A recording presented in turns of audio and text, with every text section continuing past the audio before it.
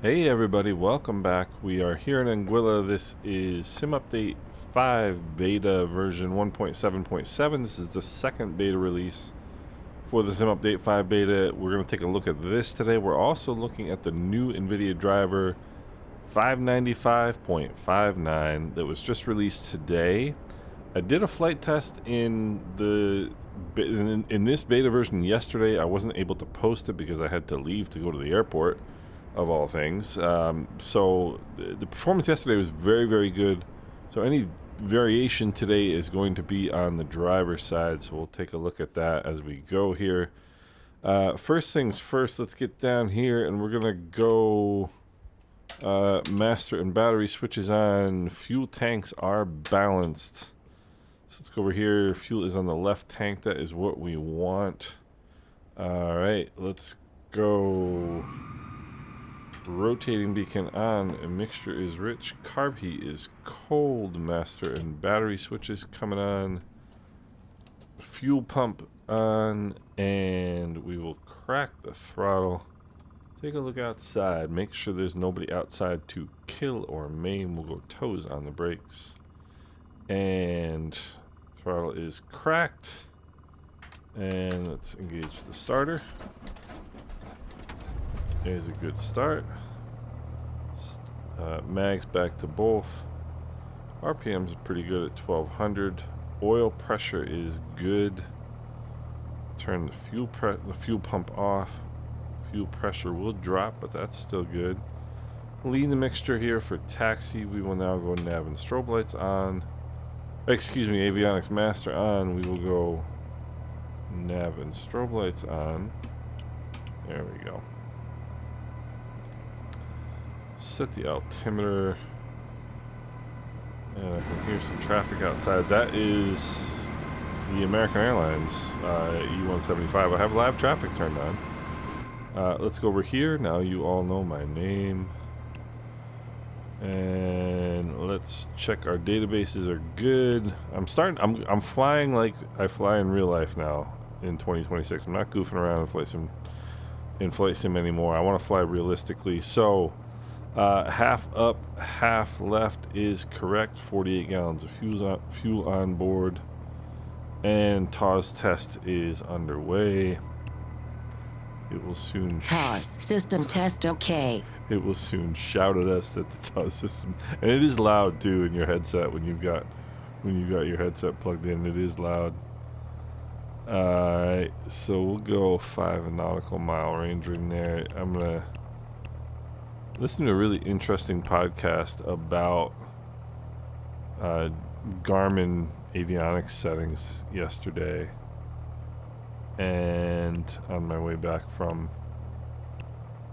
Bradley International Airport in Hartford. Alright, we got toes on the brakes. Let's go. Parking brake released.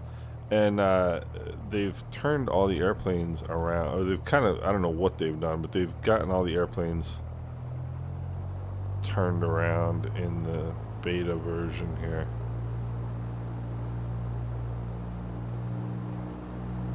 So we're gonna have to turn ourselves around. There's a reason why you don't park airplanes nose in, and that's so you don't have to do this. Let's test the brakes. Brakes are working fine. So, beautiful day here in Anguilla.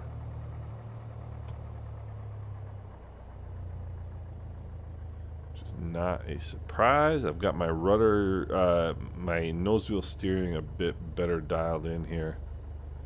And I have hopefully have my rudder settings a little bit better dialed in as well. They were way too sensitive. My nose wheel steering was too sensitive. My rudders weren't sensitive enough. So let's get up to the hold short line here. And unfortunately,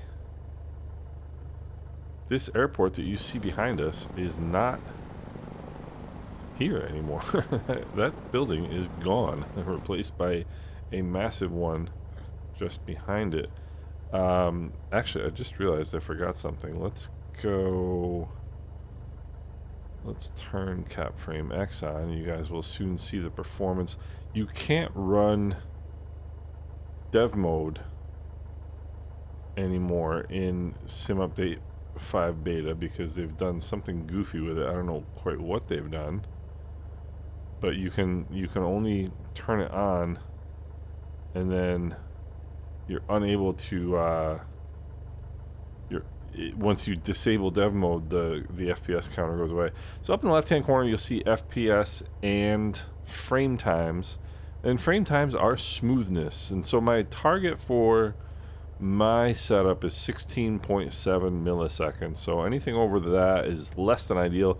I mean, anything under, let's say, mid-20s is fine. I'm kind of more interested in deviations off that number. So I don't want to see like 16, 30, 10, 40, 15, 35. I'd like to see consistent numbers there. That means you're going to get nice smooth performance. So we are now holding short for taxi. Let's set the parking brake. Let's check our flight controls. Up on that side,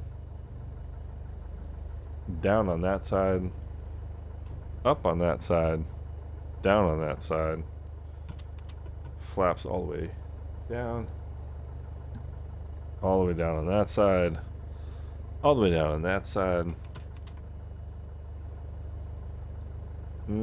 all the way up on that side.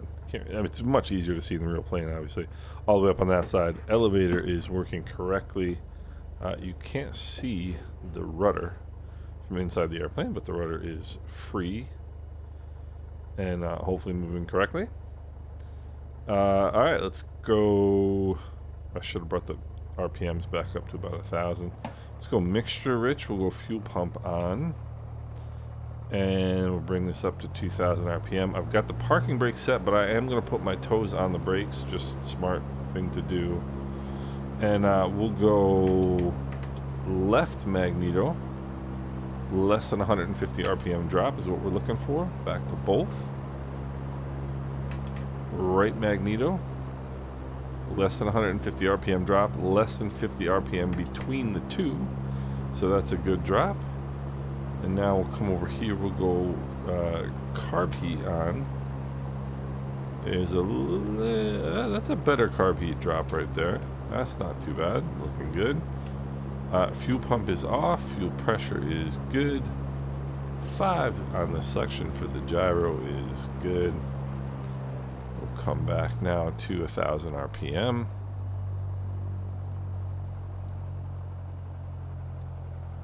And we'll go throttle idle. And you just want to hear the engine idling smoothly. That's all you're looking for. And we'll come back to 1,000. And so flight controls are good. Engine run up is good. We'll lean the mixture again here for taxi. Parking brake coming off. I kind of have decided to keep the yoke out of the way only so I can see the instruments better. It's just easier. Let's go landing light on before we take an active runway. I do have live traffic enabled, so we got to make sure there's no traffic before we take the runway.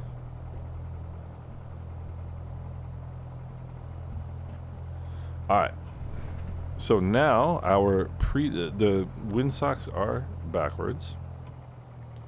See, that one is indicating left to right. That one's indicating the same thing, but they are wrong, I do believe. Wind is at a 130. Yeah, I mean, they're wrong. Wind is at a 130. So, pre-departure briefing. Any power problems on the runway, we are going to bring the power to idle and come to a stop using the brakes. If we have to go off the end of the runway slowing down, that is fine. We'll take 200 feet as airport elevation. It's actually 130, but we'll take 200. So anything under 700 feet on the altimeter, which is 500 feet AGL, we are looking just either side of the nose, 30 degrees for something to land, for somewhere to land. I know that off the left side there are some good flat open fields, so we're going to be looking to our left hand side up to 700 feet. We will be above 700 feet. We will start making a right-hand turn into the wind. It's going to help keep our turn radius shorter. So above 700 feet, we'll start making a right-hand turn, looking around to come back to the airport and land on any hard surface available. So that's our pre-departure briefing. And final approach still looks clear. Let's go fuel pump on. Mixture is rich. Carb heat is cold. Flaps are set. Trim is good. Doing that wasn't good. Alright. Heading indicator checks with the runway number.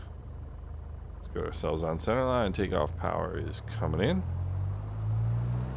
Takeoff power is set. We want at least 2350, and we've got that. And you can see ground handling is not ideal, but we're already up to 65 knots. So let's get moving here. 85 knots on climb out. So we're looking. Boy, if we lost our engine right now, we are in deep doo-doo. So we'll keep climbing 85 here. Start seeing those fields off there to the left that I was talking about. That's where I would go. That one right there, if I had to. Let's trim here. Alright, 700 feet. We can start making our turn out here. Clear on the right hand side. We are VFR, so we gotta see and avoid, ladies and gentlemen. Which is not a very reliable way to do it, but it's the only way to do it. Well, not the only way, but we have such wonderful technology nowadays to help us identify other aircraft. Here's 1,000 feet. We'll go fuel pump off. Fuel pressure is good. The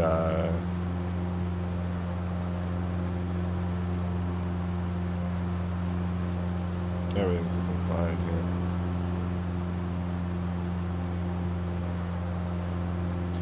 So we're looking for 1,500 feet. 50 feet below our cruise altitude. Make a power reduction until we hear a change in engine sound, and we'll push that nose over, get ourselves into a level flight. Gross trim application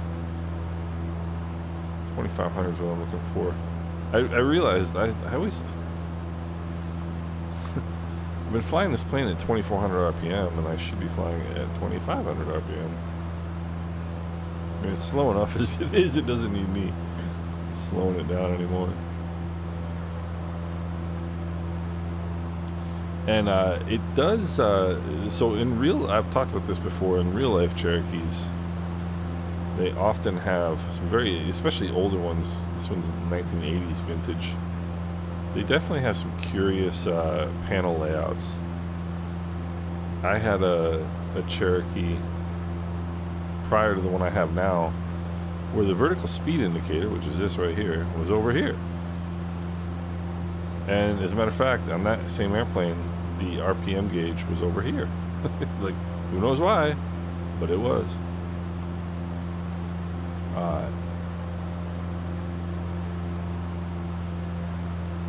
They just put things wherever they could. I mean, usually what happens is they upgrade the panel, you know, bit by bit over time. And yeah, they just kind of put things wherever they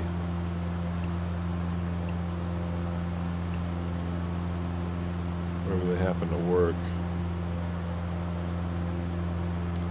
So we're burning off the left-hand tank. I don't like switching tanks before departure, because if the tank that got me to the whole short line is working just fine, I'm not interested in finding out if the other one's working just fine while I'm departing. In other words, like, I started the airplane in the left tank, and I want to burn off the left tank because I'm the only person in the airplane, and so all the weight is on the left side. If I got 2 people in the plane, it's a lot more stable.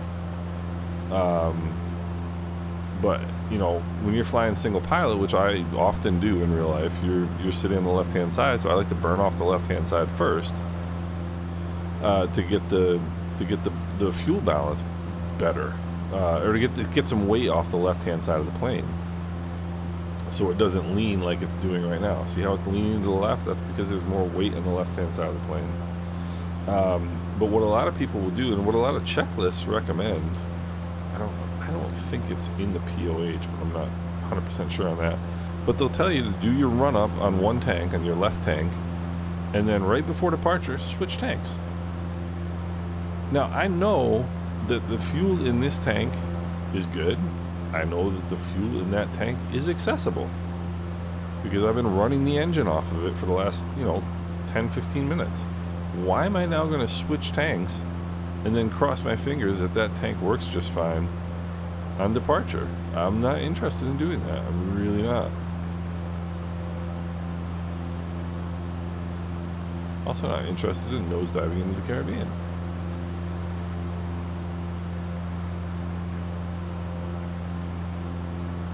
This blue instrument bug is the thing now. There you go.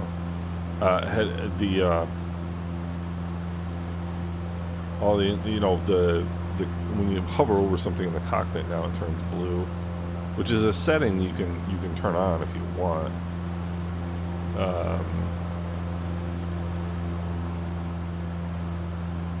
I don't have it on. You know what the other thing I don't have on? The transponder.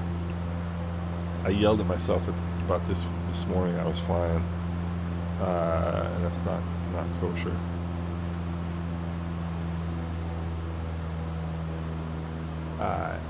We'll bring out about 200 RPM.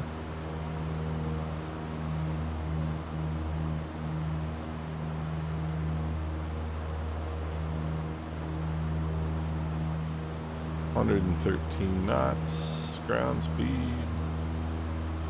Alright.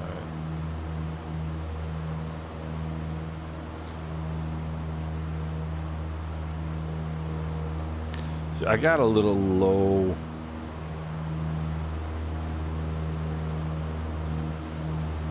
I got a little low coming in here this morning, and so now I'm sort of doing the opposite.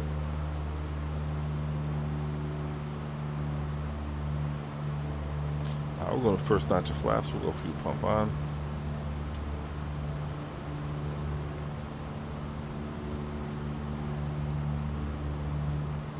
It's got a pretty decent headwind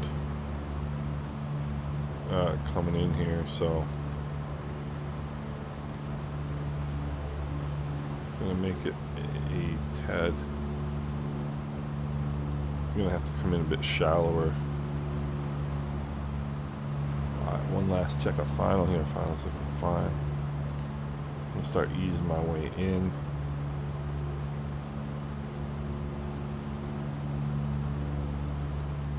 And I'm going to bring that throttle now down to about 1900.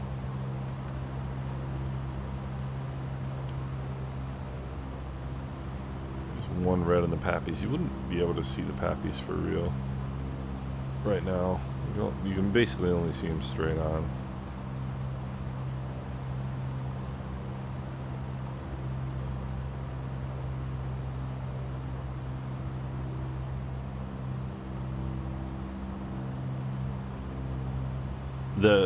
So I'm running FS Realistic, and the airplane feels so alive. This is the Just Flight Warrior. I started flying this plane again recently. Oh. 500. There's real life traffic. Okay. Sorry, that's probably Anguilla Air Services if I had to guess. So we'll have to keep an eye out for wake turbulence here from the Islander on short final. That's a joke, by the way.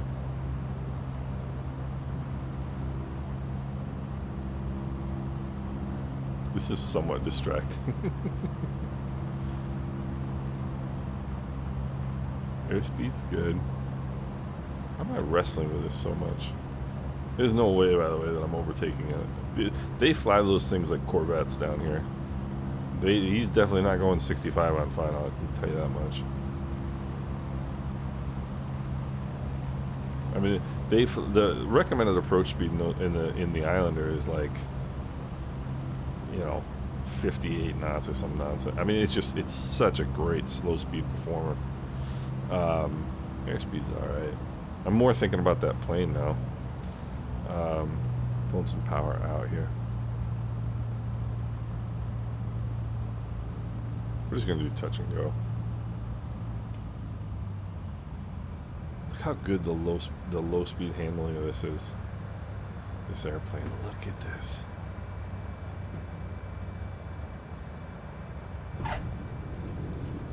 Even makes me look good. All right, let's get the flaps up. Let's check the trim. Trim is good. Fuel pump is on. Mixture's rich. Carb heat's cold. We are coming in with the power. Keep an eye on that graph in the upper left there. It's 2350 is what we need. Engine instruments are in the green, and the airplane takes itself off.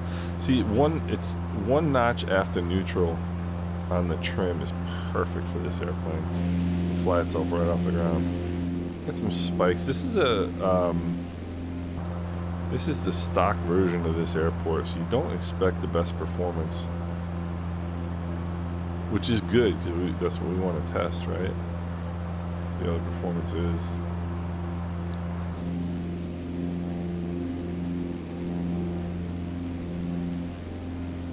Looking mighty fine.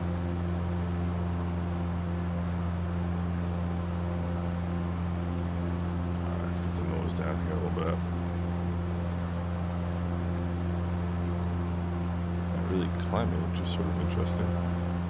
Have I done something silly again? I don't think so. I always say if you're not getting the expected performance, there's usually a reason why. And at 80 knots, I would certainly expect this airplane to be climbing better than it is.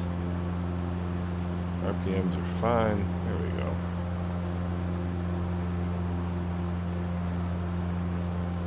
Alright, there's 1,000 feet AGL. Let's turn our fuel pump off. Check our fuel pressure. Fuel pressure is good. These are so annoying, these airspace alerts. I've got them turned off, but they're still showing. Look at this. Is there any wonder why I like flying around down here?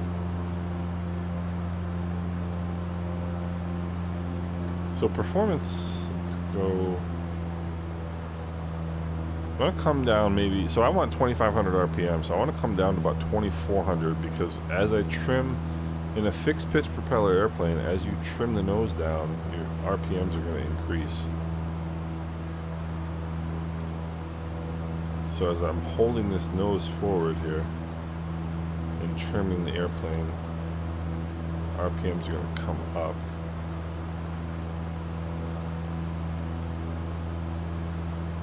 So I set it initially to 2,400. And now it's going to come up a little bit more. I'll leave it right where it is. See? I knew it. Airplane jumps.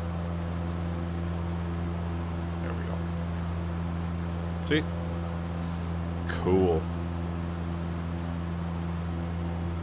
So, I cleared all of my caches for this test. I did some flying before to rebuild those caches. And the performance was, as I was rebuilding them, the performance was a bit stuttery, but I attribute that to rebuilding the caches because it's looking just fine right now, very very good.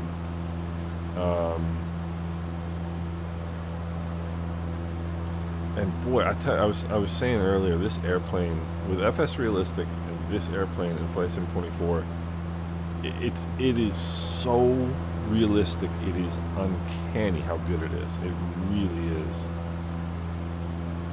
It's just spectacular.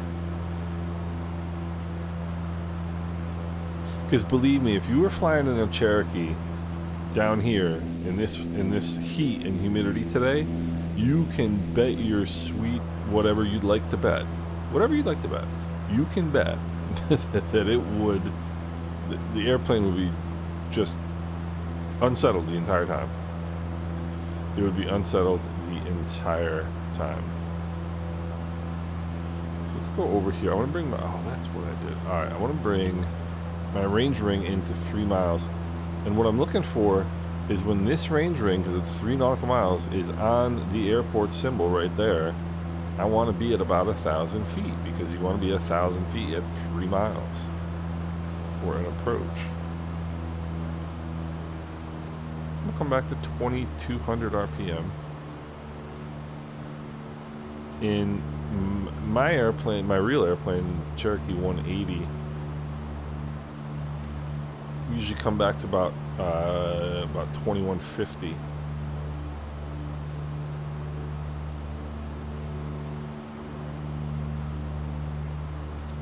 Go notch of flaps. Go fuel pump on. We usually come down to about 2150 for the first power reduction when instrument flying anyway, flying approaches. Now I'm just trying to hold that attitude right on the horizon there. Let some airspeed bleed off. I know I'm going to be slow again. Watch the ground speed right here as we turn final, and you'll see why I'm trying to keep my speed up a little bit, because that ground speed, when that ground speed gets down to like 60 knots, and see we're coming right up on 1,000 feet when that range ring hits the airport symbol. That's absolutely perfect. When that ground speed comes down to about 60 knots, you only need 200 or 300 foot per minute. You can only actually afford a 200 or 300 foot per minute descent rate to stay on glide slope. Looking at a 2,000. And now the opposite is true. Remember how I was saying before, when we're trimming down, when we're trimming the nose down, the RPMs are going to come up. When we're trimming the nose up, the RPMs are going to drop. So I want it at about 1,900. So I'm going to set it at 2,000, and as I trim, as we're coming in here, those RPMs are going to come down. I'm on glide slope right now, which I wouldn't be able to see in real life. There's Sandy Island. There is final approach. There's nothing coming. See how my ground speed is just 80 knots? So what I'm going to do,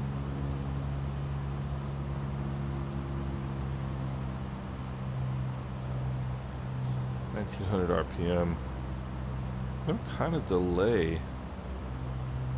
Look at that, 70 knots now. It's a 20 knot headwind right here. I'm going to kind of delay 500. that second notch of flaps here. All right, fuel pump's on, mixture's rich, carb heat is cold. Now I want that second notch of flaps.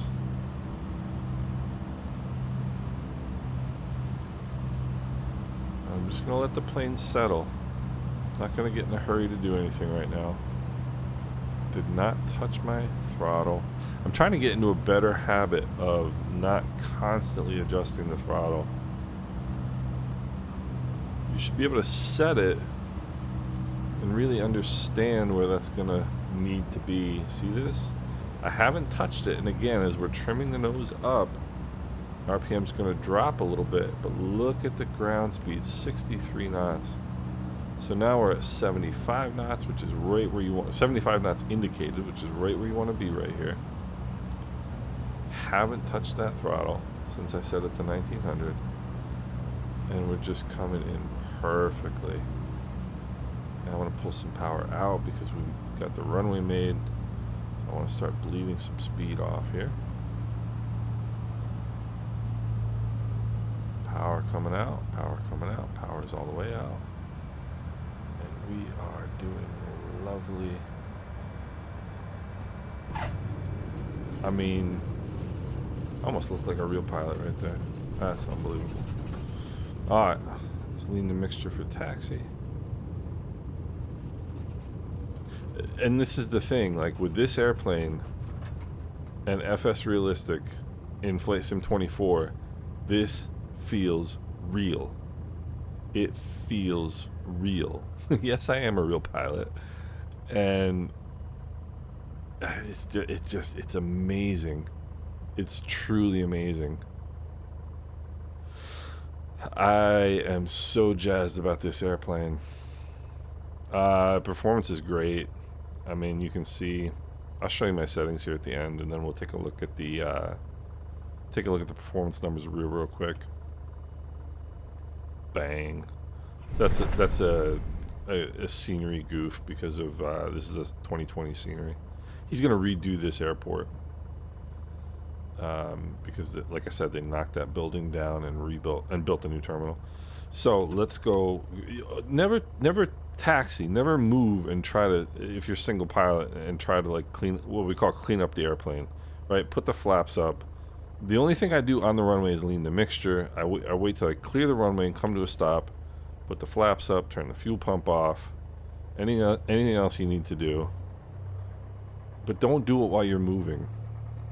It's a real good way to prang your airplane.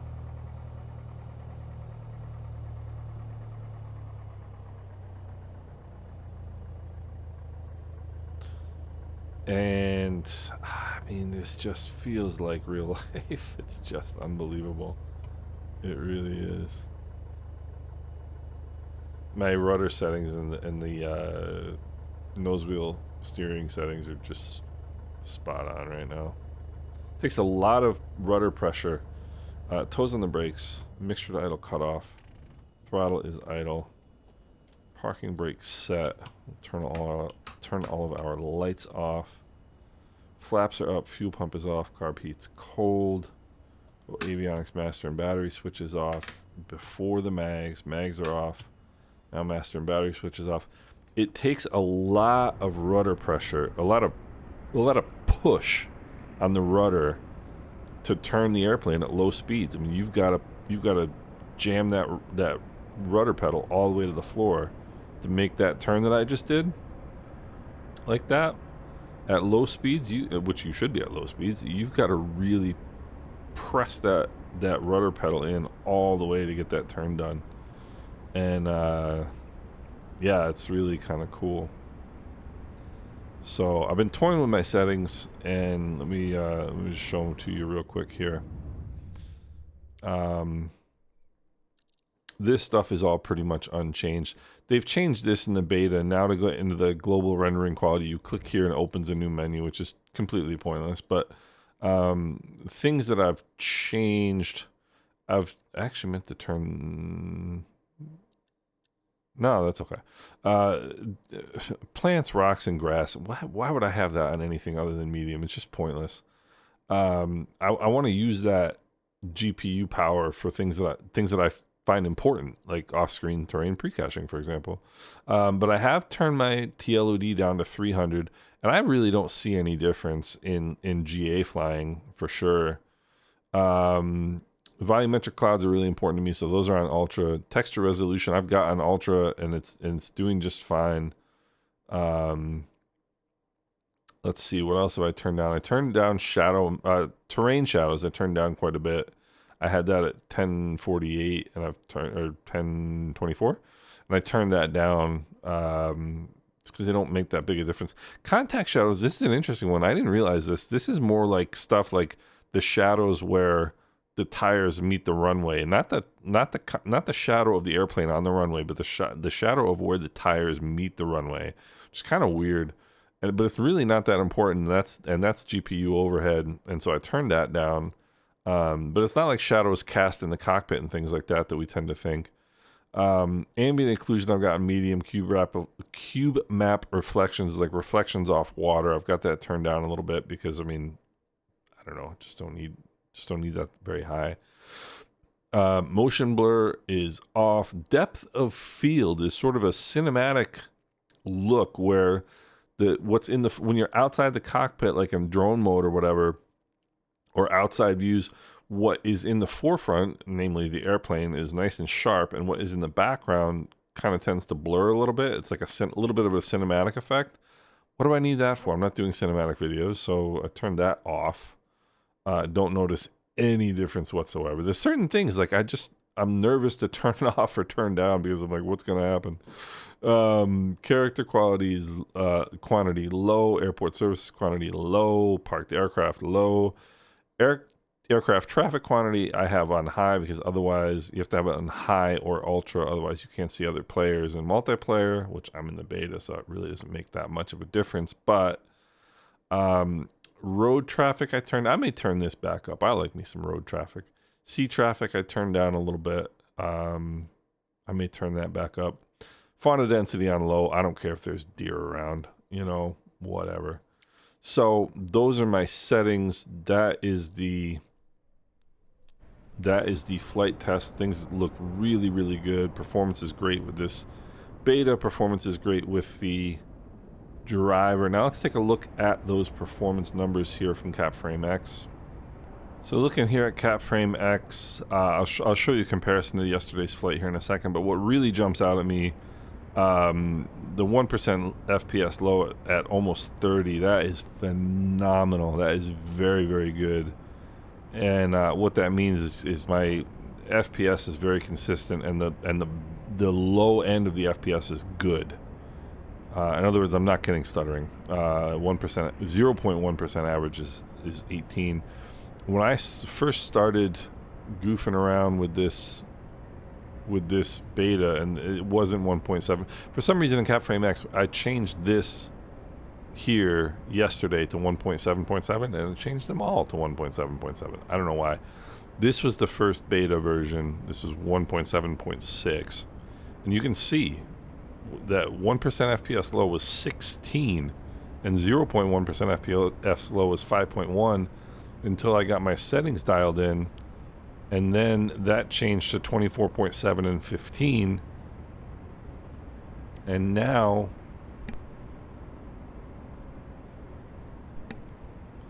you can see we're up to 17 and 29. So I mean, this is the first beta, 48, 24.7, 15.5, which is good, very good. This is today, 58.7, 29, and almost 18. I mean, that's incredible. These are frame times, so this was the landing in St. Maarten, which is what you would expect. Any sort of performance hit is going to come there. Let's keep looking here at FPS. There's the drop in FPS, but I mean, still, look at this. Lowest I had was like minimal, like 30 and 25, which is what these numbers look like. But the frame times, I mean, 99. Look at this. 99% of my frames were under 25 milliseconds. That is incredible. That is really good.